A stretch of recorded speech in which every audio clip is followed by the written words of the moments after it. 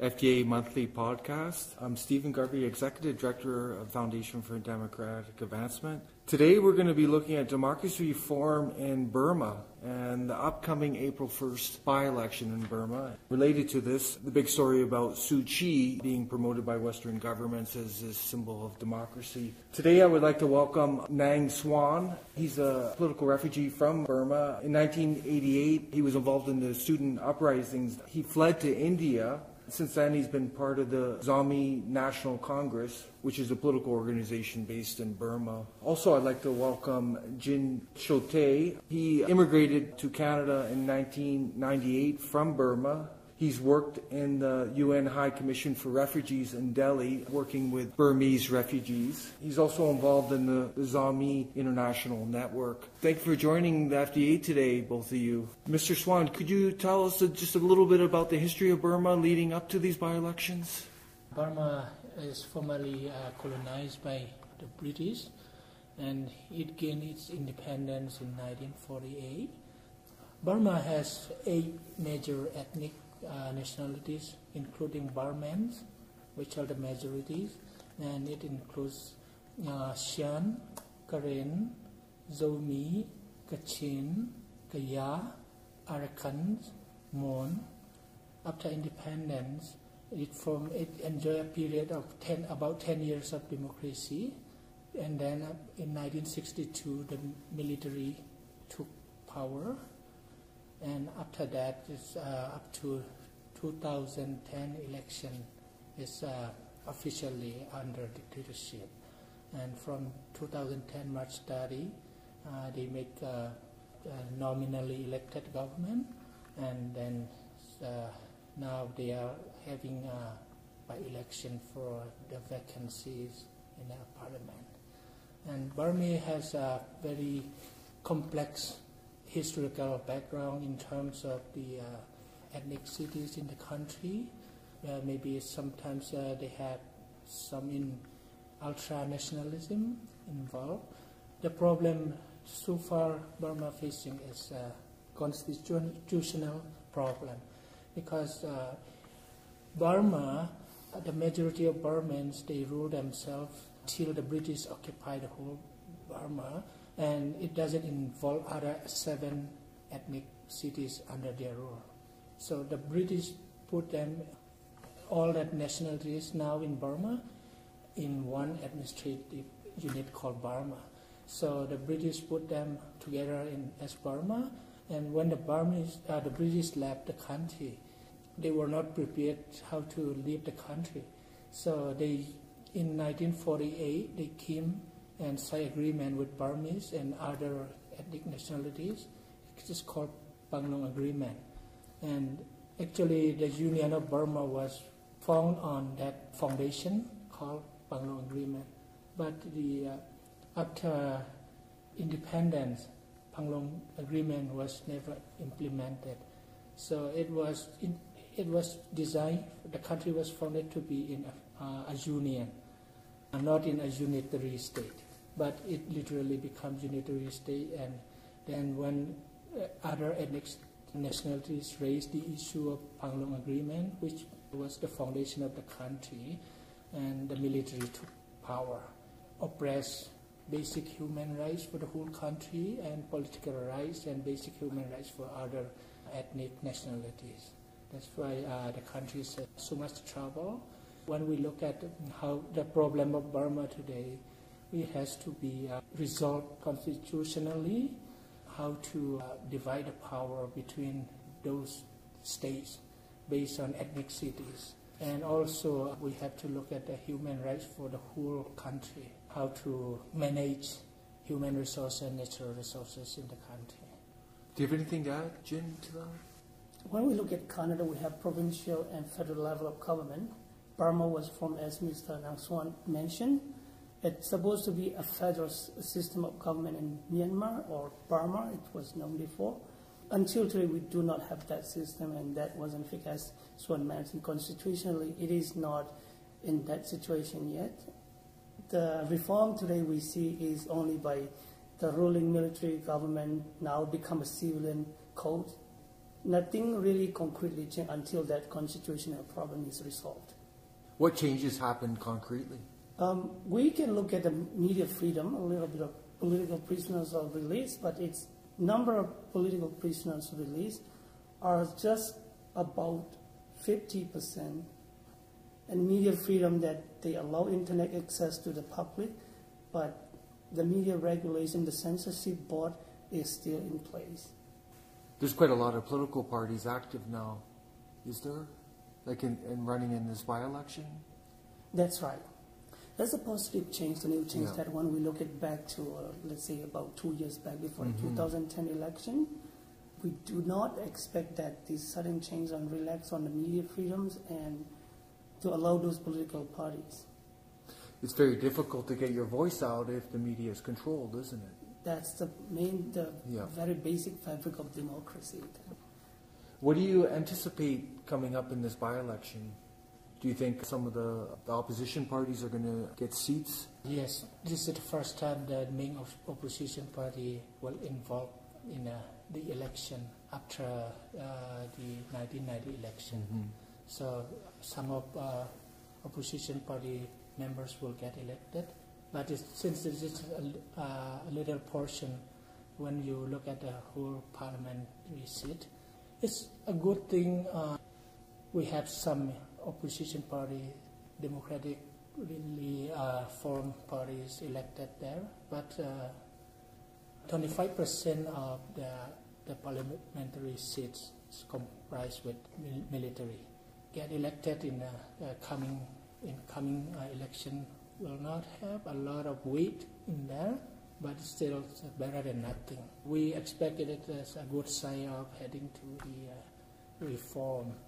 What's propelling this reform? It's mainly the military can't sustain for a long time. They have been in power since like half a century. Lately, because of international isolation, they are so isolated. The European Union just lifted the ban for the officials, military officials. Economically, they can manage it anymore. But they have strong links to China, don't they? Yeah, the thing with the concern with China is Burmese are very, very, very ultra strong nationalists.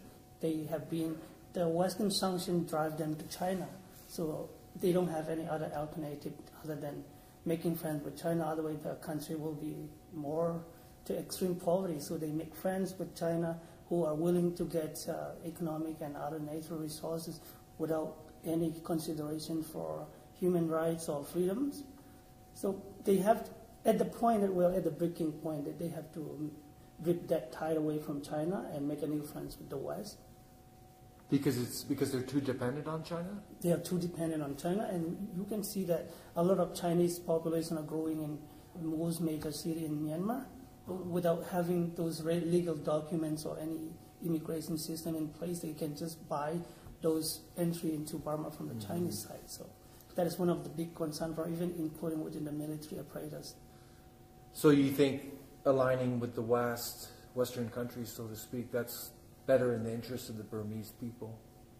Yes, because we have been involved, the Burma, the successive governments, they have a good relationship with our neighboring countries in China, and it didn't help much to bring up economy because, like Jin Mang said, our neighboring countries just take the advantage of the isolation of the government by the rest of the world, by getting like natural resources in cheap price. It includes Asian countries and China and India. So I think it is if we have an alternative to deal with the Western war, and then the Burma will be more in a competitive way, and more it has more options to do business and other considerations. So I would like to add the point that if the Burmese are looking forward to the Western to come in, or would that be better or not? I think at this point, in my opinion, the general public expectation is that when the Western countries get into in the economic system, they hope that there will be relatively more freedom and more standard of labor compared to what they have right now from Chinese investment. So that's a good point that they would think of beneficial for the country. There is a possibility it could lead to more exploitation of the resources of the country. From the West, you mean? Yes, Western multinational companies coming in and... Absolutely, yes. They will. That's one of the concerns. So how does the Burmese government combat that? As I said, and I mentioned earlier, the Chinese are coming in anyway. If the West didn't come, the Chinese will take it all. As we see, they built all these big projects, the oil and gas pipeline that are already in progress. It's going to go into ship to all the oil and gas from Africa and the Middle East to the Yunnan province to China, and they see that potential. And the West has so many things to lose not getting into Burma. Of course, the one losers is the Burmese people when these exploitation are in place. And whether it is from China or from the Western countries, the people are going to lose. If you're talking about the current government in Burma, they are not really people's representatives. Even if they get elected by the vote, it's not a free will, they're not free and fair election. So I think that concerns for the Burmese people will be raised by the government when we have the government by the people and for the people. I want to pose this to both of you. Yeah. Apparently there's a good chance coming up with this by-election because the Western governments are so anxious to get into Burma because it's quoted as becoming Asia's next so-called big thing, that they may do what they've done in Democratic Republic of Congo recently. They declared their last year's elections there as free and fair. They may do something like that when really they weren't. Is that a fear on your part that things may be fast-tracked just to get in there? Yeah, it's always difficult for foreign observers to know what's going on the ground, right? Because people are still overwhelmed by fear, the oppression they suffer through generations. So, but if they just go and look at what is going on in appearance, they might not get the right picture. But you said already the media is completely controlled. So based on that alone, you can argue that these elections are not going to be fair. The electoral discourse is going to be so imbalanced. It used to be the media was complete control. It used to be the difference that happening right now nowadays since 2011 is a little bit of relaxation from the government. But as I mentioned, it is not in the law. Just they can do whatever they want to do it again. So there is some censorship, but there is a lot better than, let's say, about 5 years ago, 3 years ago. There's a little bit more freedom to campaigns, and we couldn't imagine that Aung San Suu Kyi would going to cities and campaign for her party, but that's happening right now. That's a big point that we can do. Yeah, that's positive. And one example of how free and fair it will be. I just read an article about Aung San Suu Kyi's election motto declaration, and the election commissioner, it's supposed to be aired before the election, and the election commissioner censored and cut off one paragraph about the history of Burma. And there is another party, they are talking, in their declaration, they put health and education situation in Burma in comparison with Thailand, neighboring Thailand, and they cut it off too. It's just the recent update, what's going on after this nominally elected government. So there's some censorship going on? Still, yes. Exactly, there's some censorship. Yeah. And Aung San Suu Kyi herself difficulties getting permission to use revenue, a stadium in one of the second biggest city in Mandalay, and the authority did not give her permission on time, and she has canceled one of her campaign trips. Do you think she's being funded by foreign governments? I don't think she has to be funded by a foreign government. She has this big money from the Nobel Peace Prize in 1990. Yeah. So in terms of financially, she might get some money, but it will not make a difference for her campaign's finance for that. Do they regulate electoral finance there now? They do have regulation in place, but compared to Canada, there is less transparency in terms of who can you donate money from, and in terms of political parties. Mm-hmm. Now they are much reduced size, but they used to be the biggest party in Burma. So she has lots of supporters, rich businessmen and all people from all sorts of backgrounds. So she has the mechanism to run the party, right, and fundraising stuff. So she doesn't need the foreign funding right now. Mm-hmm. I don't know about it for the future. I've been reading quite a bit. There's a lot of stories out there, and some of them go like this. There's an international rush for Burma's hidden treasure. Burma is rich in oil, gas, gems, materials, minerals, agriculture. It has the potential market size of Thailand and Vietnam. It's untapped. And it's almost like a gold rush wanting to get in there. Again, I'm going to come back to that. Is there a fear that the democracy reforms will be fast-tracked, will be just smoothed over just to get in there, to get access to those resources? We can be in a very big problem when the Western government coming in with those big companies if there is no constitutional change in the system. Right now, we haven't seen that much yet. Because you know what it could end up like is Egypt under Mubarak. Yeah. He came in as a military officer when he first came in. He ended up being worth billions of dollars by the end. Or Musharraf, and the military leader, former president of Pakistan, right? Same thing. He was in there, and he was allowing this free enterprise to go on, and they let him stay in. Meanwhile, the country's getting exploited. Yeah, what you point out, that point is very important. Without Western involvement, we are isolated and closed, so there's just not much development, very little development. But with one thing though, when Western countries if they are just satisfied that they can do business with the government and do everything, and they say everything is good, that worries me too.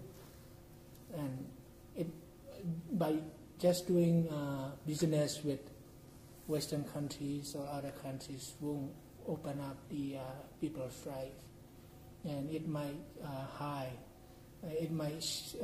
cast a shadow on the real situation in Burma.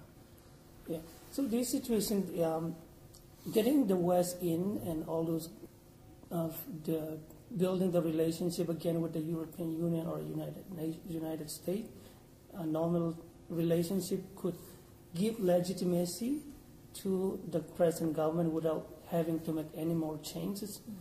At this point, we haven't seen, as I mentioned before, there is no constitutional change, and the military has the constitution of Myanmar today guaranteed 25% of the seat for the army.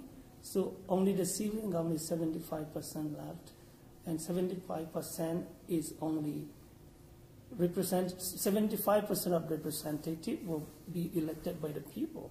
So 25% there is the military army reserved. So if you don't change that one and this is keep going on, they have that super advantage to play the games. Every election comes in, they don't have an equal playing field.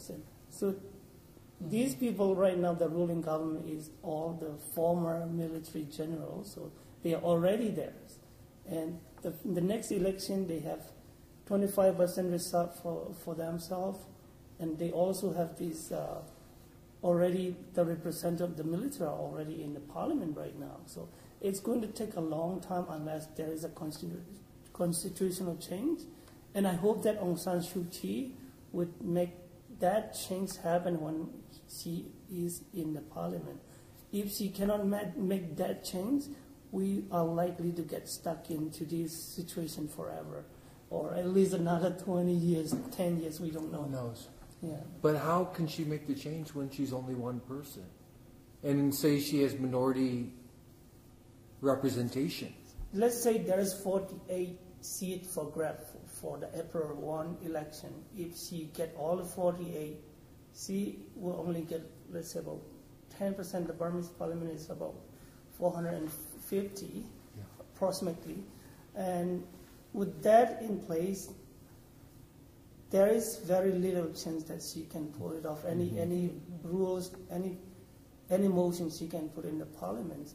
But I think what she believes and she hopes is that she will be able to pull people in the parliament to our side, not the 10% on her parties. Yeah. But that's going to be a very uphill to do that in the parliament, considering the situation right now. There's a lot of pitfalls there, right? Because she could get characterized as a collaborator, somebody who's just representing foreign interests, right? Political pawn? Yeah, a pawn, right? Yes, and just use her. Another issue I think that could be happening too is like we said, there's a saying that it's not only Western government, but it's easier to deal with one person, a dictator, versus dealing with a real democracy, because then you're dealing with multiple people, and it's harder to get things done. That's what happened. So there's kind of an incentive on Western governments. You could argue that they kind of clean it up a bit, but if you're just dealing with one little entity like Gaddafi or Latin American Saddam Hussein when he was in power, right? It's easier to manipulate, and when they don't conform, you do a coup, you get rid of them, and you put someone else in. There's a danger of that, isn't there, in Burma? Absolutely. Aung San Suu Kyi is taking a very high risk of getting into this by-election. But on the other hand, the constitution, the election law itself, if she doesn't contest in this election, she cannot contest in a 2015 election. That's the election law in Myanmar right now. Yeah. One thing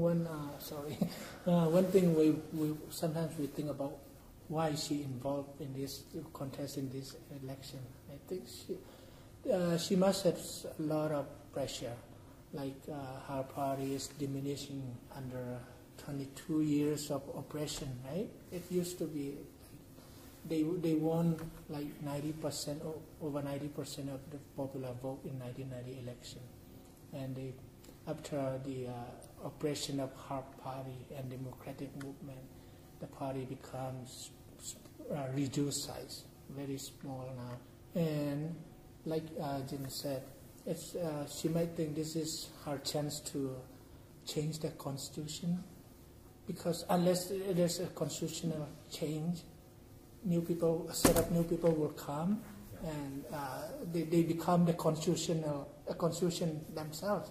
So I think that's what she's going to try now. Yeah, those are big numbers that she has to change to get real change in Burma. Like 10% of the parliamentary seats, let's say she win it all, it's still a big challenge to get into the parliament. Do you guys feel that maybe what's needed here is a real revolution of the people? To actually get concrete change? In a situation like Myanmar, there has been uprising from the people, from the party. We see that 2007, Buddhist monks going up to the street and protest against the government peacefully, but they were crossed with guns. We see that before in 1988, and like 3,000 people were massacred. Those were led by students. As Swan is also part of that movement.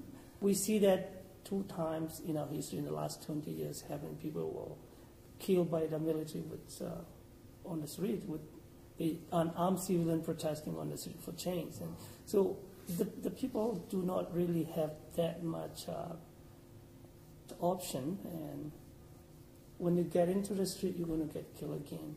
And we didn't see that the West is going to come to you like they did in Egypt or other countries. It all depends. They all have, as you said, everyone has their interest, and when people you are not valued enough to get intervention from the West, then you have to fend yourself, and you're fighting against guns with your paper. You are not even allowed with the media freedom. It is a choice that the people might be cooperate with Aung San Suu Kyi. I think that's her strategy. She's changing her way of dealing with the military government to get into their system and fight from there. It's getting into the parliament and see if she can fight it from there. The verdict's out on whether that's going to be successful. It's a big big weeks, big questions. It's a big question. Yes. Because it may not lead to anything, right? Yes. They may just be just a minority presence. Yes, and the constitution, they are contesting under undemocratic constitution right now. So her hope and the people, she has such a big public figure, she is, and people in the Burma still has a lot of hope in her. And I think it's a big burden for her to fulfill the people's expectation. Yeah. But you said her popularity's been declining. Not her personal popularity, but okay. her party, the yeah. mechanism and of the fund and all the stuff. And they are not up to this point. They are not present in the parliament yet. And this Burma's struggle for democracy is, I think, one of the long ones. Is that now it's been 24 years after popular uprising in 1988, because of the help of our neighboring countries with the government. They sustain in power, and this time is the best time since that time to open the doors to democracy, and that's why people are optimistic about that, but with caution, because Western countries welcome this little change as a big change, and it casts a shadow on the reality, then we will never come back. We will never have a chance to get democracy. So we are looking at this little tiny ray coming and hoping that will help a lot as an opener. Do you think that's realistic, Jim?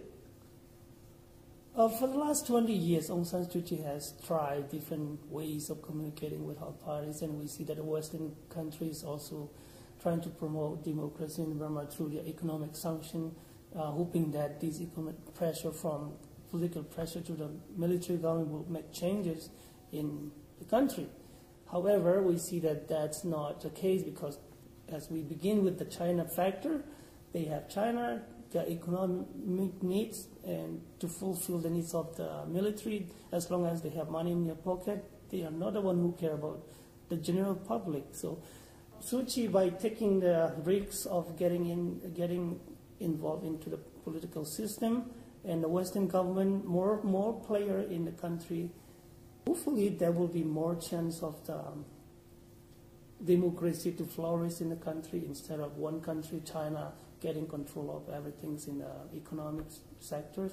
By having more international development agencies, more Western government presence, and more tourists in the country, that will help open up people's eyes, and they will see what is really happening in there. In that way, that will make eventually more freedom, that will lead to more democracy, even though the present situation is not satisfactory to what we expect to be a standard. Do you have any closing remarks? A couple of days ago, I saw our Canadian Foreign Minister John Birch taking news release with Aung San Suu Kyi. Yeah, we think his visit to Burma, but one thing though, we can be so optimistic about what is the little change.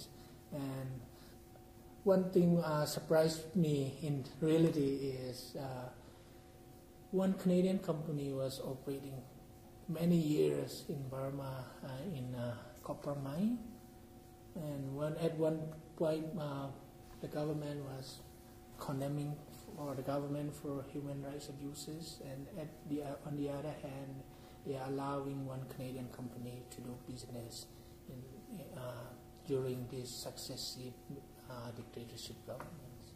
That's one thing surprised me. So there's kind of a contradiction there. The Canadian government's, on one hand, trying to uphold human rights. On the other hand, they're allowing companies to operate where human rights are being violated. Yes, that's right. Canadian mining company Iron Ore is there for a long time. And not only that, United States Chevron is there, Unocal is there, oil and gas company, all they're operating 20 years, 10 years maybe. I don't know what year they exactly started. What about the contradiction of giving Suu Kyi honorary Canadian citizenship while the Conservative government is being investigated for election fraud? That's a good question. It's kind of a contradiction Yes. there, and then the Canadian Conservative government is saying they're going to be monitoring electoral fraud in Burma, yet they're being investigated for election fraud? That's a very good point. That kind of election fraud happening in Canadian political parties, if people from Burma learn about that, they will be not respecting us when we say that we need to monitor your elections. Look at yourself in your country. Exactly. They would think it that way, and very embarrassing things to consider about that. Do you think they're aware of that? Are they informed of what's going on in these other countries, or do they just think they're perfect democracies? Media is relatively free compared to about 5 years, 2 years ago, but there is not a total freedom. There's restrictions still in place, and people are not interested in politics that much at this point. They are more, the general public is more interested for their day-to-day life, how to make their ends meet for a day. Right. So they might not be aware of what's happening in Canadian political system. It's fair to say that if people know that, they will be surprised that we still have that problem in our systems, and we are not a perfect democracy either. And I think democracy is a continuous struggle, even in the West. So Burma definitely that's trying to venture into the democratic system. Let's hope that the military is honest about that. So, And that's one thing. We are talking about the weakness of democracy in this country, Western countries, or in Canada, right? But when we look at Burma, they are dying to get a democracy. They have never experienced. So it's sometimes when I want to talk about the weakness of democracy here, it's difficult for me to point out that, because people there are dying for democracy, and they don't even know what is the weakness of democracy yet. They never have a chance to see the dark side of democracy, but they want it for their whatever price they have to pay. yeah, I think the more freedom in the media, they will definitely learn more about democracy. When there is no freedom, they know nothing about anything. They just heard about democracy, and they just say we want democracy. Yeah. That's all they. But they don't even know what they want in some sense. They want it. They don't know what it is. A lot of people that's the beautiful things about the people, that they sincerely want to have democracy, and without media freedom, you don't know what it is. When, to address how big the Chinese influence is in Burma right now, it's even said that Chinese language become the second official language in Burma. Say like since the Western companies don't come because of the sanction, the Chinese flew in, the Chinese influx, and most of the companies operating in Burma, the majority of them are Chinese owned. So in order to get a job with them, you have to be able to speak Chinese. So it's just like a necessary official language in Burma. It's a scary thing for the sovereignty of. Yes, we have major 8 ethnic groups, including the Burmans, and a lot of their rights were neglected. They don't have any rights at all. But then you see the foreigners from China coming into the country, and they have all these privileges because they have money, they have they control most of the economy. So that's a very big concern for everybody, including the majority Burmans. That it could be taken over by big corporations. They call it another Chinese satellite province. Yeah. And a big corporation too, of course, yes. But that's If Western corporations come in, it'll just be international, right? Yes. Without free media scrutiny and people's freedom of expression, and just big companies and the government. Yeah. That's a real fear, isn't it? General Electric has already get an agreement from the government to invest in Myanmar now. So there's another big Western countries coming in there too. Even though there's still sanctions on. Yes, they are negotiating. GE wasn't there before, but I think it was last February. During February, they are negotiating to have a branch office in Myanmar. And countries like Singapore now is pouring in big time, hundreds of companies. What should people look out for to see what's going on there in the future, to know whether it's on a good path? Like Jin said, people are mainly concerned about their how to put food on the table right now. They can't even think of the long term, even for weeks. But we know, like, from time to time, from people's demonstration, when they ever have a chance, we know they like democracy, even though they don't fully understand the meaning of democracy. Yeah, when there is more freedom in the media, the people will have more thinkings and more concern for their freedoms, more not only just for how to get their food on the table day to day. They will have more time to think about freedom and democracy. Yeah, I think one quick comment, like Stephen, we like more people like you going into Burma and investigate the real situation more than we need big multinational companies going in there. Yes, more NGO. More you want more, NGOs yes. who are non-partisan, yes, independent, yes, who are going to be objective? And on the ground, we need more civic societies. Thank you for inviting us and paying attention to what's going on in Burma and Burmese people now. This is the end of part 1 of 2 parts of Religion and Democracy 2.